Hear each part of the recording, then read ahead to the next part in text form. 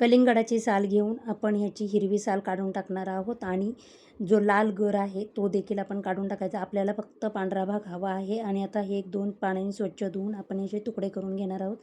आता केलेले तुकडे पॅनमध्ये काढून घेऊया. थोडे मध्यम जाडीचे करा, जास्त पातळ करू नका, नाहीतर शिजल्यानंतर त्याचे तुकडे पडतील.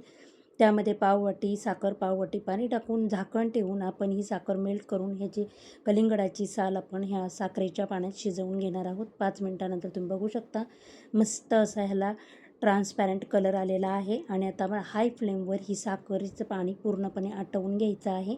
आटल्यानंतर आपण ह्याला चाळणीत काढून घेऊया. आता मी इथं फूड कलर टाकून घेणार आहे. पिवळा आणि हिरवा हा फूड कलर टाकून घेतलेला आहे. आता मिक्स करून आपण हे एकदम पातळ असं पसरवून ठेवूया. 2 दिवस मी ही सुकवून घेणार आहे. 2 दिवसानंतर तुम्ही बघू शकता आपली कँडी तयार झालेली आहे. आता ही पिठी साखरामध्ये घोळवून घेऊया. कलिंगडाच्या सालीपासून आपली ही कँडी तयार झाली आहे.